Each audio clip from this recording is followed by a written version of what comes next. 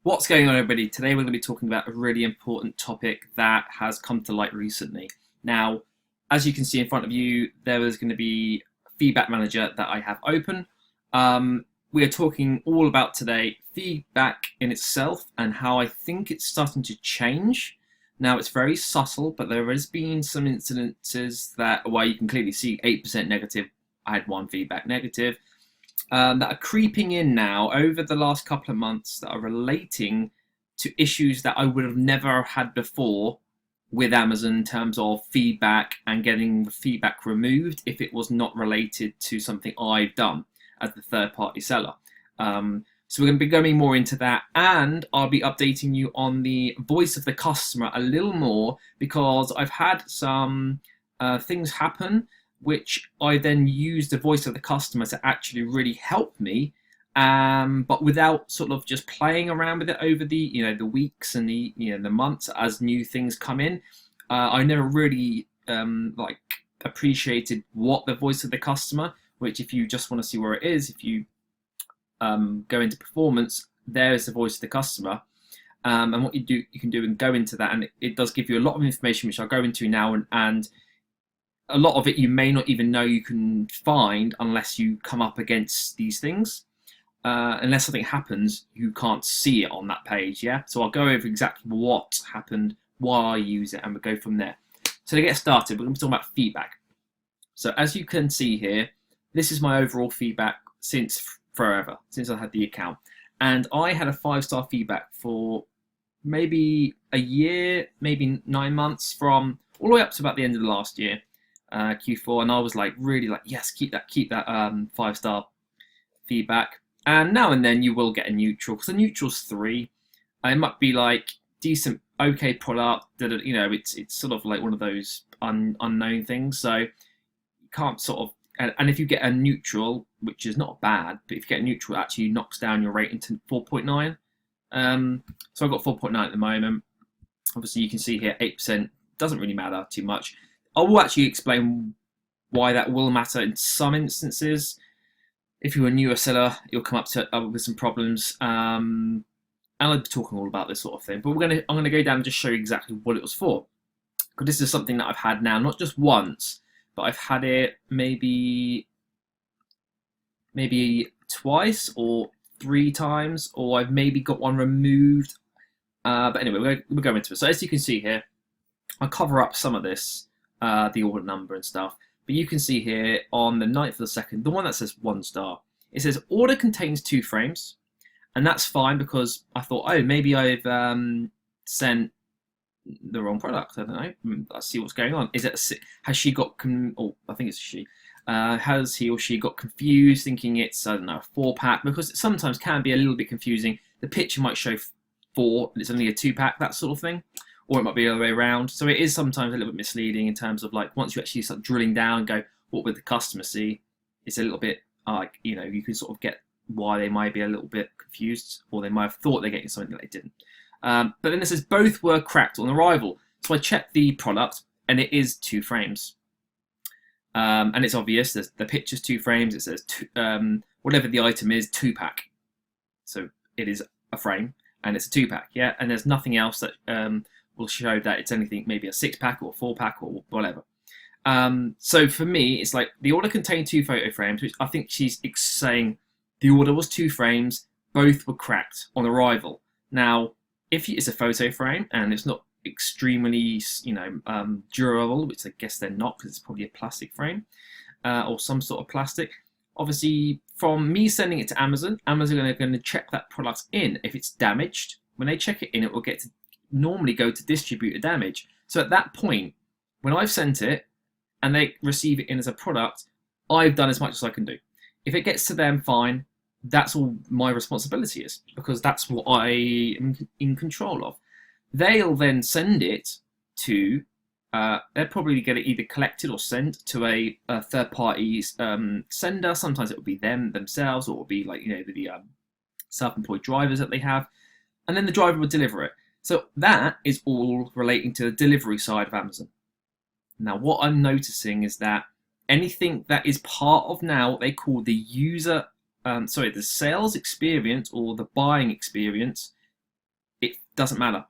That actually will fall under my responsibility. And I've gone back and I mean I've done this for years now, so I know what is going on with this whole thing. Like before, you could just click the button if it said we can't, when you go here and you go request removal, half the time it will say yes, which is fine, you move on. If it says no, you can just query it, copy and paste the part that isn't that's not related to yourself. It's related to delivery, which is the FBA side of things. And then Amazon will be like, yeah, that's fine. It's we take responsibility for the delivery. Very similar to like the item was fulfilled by Amazon. We take responsibility for the fulfillment experience. Now I will keep trying. I'm going to try to angle my questions or I'm going to try to go. I'll basically go through. This is what I will do at some point. I'll be like, do you confirm that you take full responsibility for the fulfillment experience? If they say yes, I'll be then, perfect. So when you did, so can you please then remove the feedback? They say we can't. But like, well, you just told me you take responsibility for the fulfillment experience, so you've just said yes, you admitted it. Because obviously when I send it to you, you book it in as okay, otherwise it's distributor damage. Step 1. Step 2, you then take responsibility for the fulfillment experience, which you've already just admitted. So now that feedback, which is related to the fulfillment experience, because that is part of the experience, means that you are now basically, you wouldn't sort of admit right away that they are responsible for the fulfillment experience, then say, well, perfect, remove this please, it's the fulfillment experience. That doesn't mean they're going to do it, but it's sort of like getting them to see, oh yeah, of course it is, because we booked it in and it wasn't damaged, therefore it's not damaged when I send it, and so on. But it's happened now twice, and it doesn't matter how many times I go back and reword it, and I'm going to spend I will actually do it again. The problem is that once you've done it once, it stops you from querying the feedback again. If you actually go and type in the number, the order number and stuff, and you say what it is, it literally doesn't give you the option. The only way I'm going to be able to do it is if I manually go through to like a different department.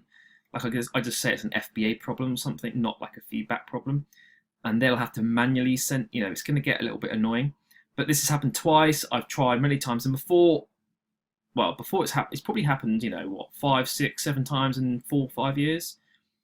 And you can always get it removed because it's just related to the fulfillment experience, which they just admitted in the previous one. So, I will be doing some copying and pasting, playing around with it, just to try to, even if I just trick them into deleting it, because I've like, oh yeah, because they'd be like, oh yeah, that's what we've said, and that is part of, like just getting to like doubt themselves sort of thing. Probably not going to work, but we might as well try. But it's seeming that the whole experience is now getting put onto us, and so I don't know exactly on the underlying reasons, but maybe I'm thinking is that, well, we should be packing this product as good as possible, meaning, let's say it's 2 photo frames in a poly bag.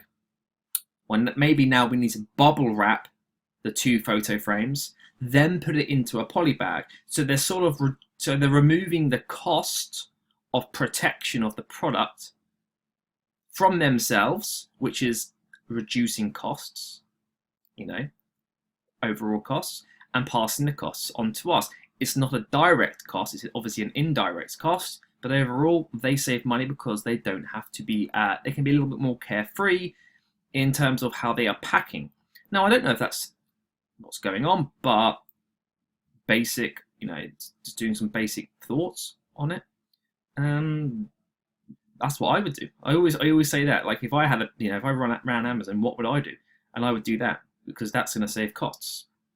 You might think that's like the wrong thing to do, but if you run a business, most of the time, if you take, if you were the one like, oh no, but I feel bad for putting the costs on them, eventually you just go bust, and then what do you have? Nothing. So that's the sort of the world of the world of business. That is how it is. Otherwise, we go get a normal job and not have to worry about that sort of thing. So it is interesting that these sort of things are happening, and so I've then started thinking, maybe I need to be a little bit more protective of the product, because yeah, it doesn't have any massive impacts on my account as such, but it just messy. You know, it just looks messy really, because the only thing I've done it so far is had to post a response, as you can see, because I don't really know what else to do, and there isn't really much else I can do. And the only time this becomes a problem, having a 1 or a 2, I guess 1 and 2, is if you're a new seller. So let's say, and the reason is because if you get a negative feedback, which is that, it actually counts towards your ODF. ODR, my bad. Order defect rate. Now that just means that, I don't really know what that actually means, but it basically means that you've got negative feedback, the product's not good, whatever. And where you can see that is if you go to the performance and account health, where you've got all of your product policy thingies and all this sort of thing. You can see here, it's not showing up yet, but fulfillment by Amazon, your order defect rate needs to stay under 1%, otherwise it will say, oh, I've never seen that before.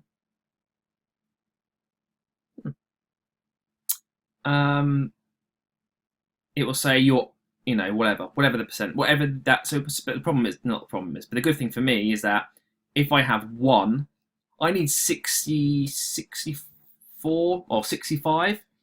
Yeah, so I need 60. So if I get 64.7, which you can't get, but if I got 64 negative feedback, so I would be just under 1% in the last 60 days, and that's fine. Great. It basically doesn't matter. The only thing it could have an impact on is maybe the buy box percentage. It could be like a 0.01% less, maybe on a pro rata basis or whatever the hell it works on. But you can see here, I'm fine.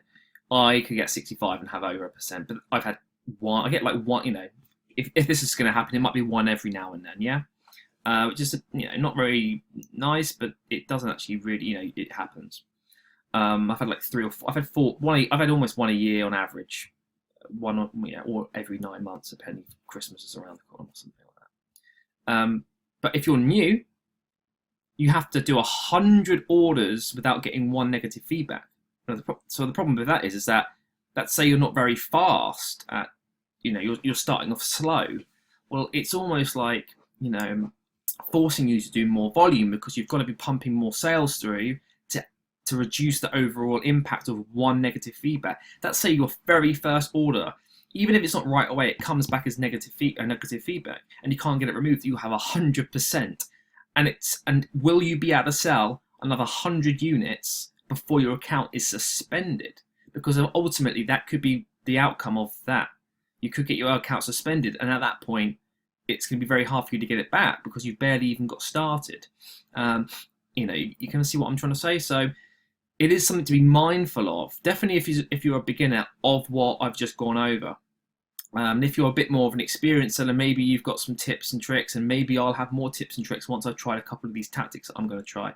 But it is something that I've noticed now, and I've posted a comment on the group. And it seems that more or less that is happening with everyone. Some people say you should be able to get it removed. And I'm like, well, you could. Have you tried in the last month? If it's something you did at some point in the last 6 months, well, okay, but have you tried it yesterday or today? And probably not, because they maybe haven't had like a negative feedback, so they're only going off their previous experience. And obviously, if it's a little bit old, because it doesn't happen often, the analysis of that is a little bit outdated. So on consensus, it seemed that more than not, people were having roughly the same problems. Some people said they can get it removed and that, but that's going to happen now and then anyway with feedback. Where people get involved, it will happen that some people do remove it, some people don't. But it's just really interesting addition, definitely for newer people. This is more important for newer people. This is something to bear in mind if you're a little bit more experienced. But just going over some of the other areas in your account health, of course, like I said, I was going to go over the voice of the customer as well. Is that obviously you always want to be making sure you're checking your account health. This is just something you should be doing every day. I do it every day, and when I mean every day, I literally click account health and have a quick look. I just check the number of feedback. I don't even go on the feedback. I just look at the number, and if it goes up, I'll have a quick check and see if it is related to anything bad. If it's not, leave it. But like, just in case you're a slightly new seller, anything that's suspected intellectual property violation is the best of the worst. Yeah, if you're going to get any issues, get this one. Really, you do not want any of these two. But I've never really, these are slightly less common. I think listing restricted. Yeah, restricted is one you'll get now and then. These things happen. If you're selling beauty products, sometimes they say this is now a restricted product. If that is the case, delete and close your listing in your catalog and recall all your stock. That is usually the best course of action rather than anything else. I don't really know how to deal with these two because I haven't had them, or I have had one authenticity problem like 4 months after I started, but it does drop off after 6 months. But they normally get you to do a plan of action. Anything that comes up in here, I normally close and delete the listing as the very first thing I do, almost as fast as I can. And you don't always get an email as well. So don't always think, I'll get an email if there's a problem. Just check it. It takes 1 second. Boom, done. Does this number change? And this, my suspected, will drop off in about 5 days. It was on a Bop It, out of all things. Like, boop, that thing. Like Bop It game. I just sent it in under another listing, like another Bop It one. So, don't know what happened with that. The suspect is all done through a bot algorithm. A bot meaning a robot. It picks out keywords on the web page. Keywords meaning main words that are associated with the product. So it's like if it says this product is a Disney product, then that's a keyword, Disney. Yeah, I'm sure a lot of people understand what that means, and it picks it out, and if it finds inconsistencies, if it found Disney and it found Hasbro's within the same page, that is a violation. Well, that is a potential violation because Disney and Hasbro's are not the same company. If someone thinks it's one or the other and it's not, that can then devalue someone's brand potentially, because it's basically making, if it was a Hasbro product but it says Disney, the person would think might think it's Disney and never buy them Disney again, therefore devaluing the brand over the long term because more people do it, so on and so on, and it could cause, in the worst case, it could cause legal issues, couldn't it? Because you're now, you're doing something, or the person who created it is doing something which is creating a value which they are losing in terms of monetary value that they're losing, and they could try to chase someone for that money back. Yeah. But yeah, let's move on to the voice of the customer. So you will see some stuff is covered up or covered over on this. But I came on here the other day and you can see, well, straight away you can see very poor 1. Now I was like, what the hell does that mean? I mean, I barely know what a lot of this stuff does anyway. I just go on it, and obviously if you see something like very poor, it's probably not a good thing. I went and clicked it. Now fair is actually here. And a lot of the time you can click fair and go down and it will show you items where you've had a negative customer experience. But obviously you might be like, well, hang on, I've not had any feedback for any of these. No one's left me any negative feedback. So where did the negative experience come from? See? So now this is something you've got to be, it gives you a little bit of a heads up. Because it's like, well, maybe one person found it cheap. Maybe one person just thought it was overpriced. Maybe one person thought, I don't know, there's many reasons, but it's not enough to leave negative feedback because it's not that raw. It's just they don't like it. They returned it for a reason.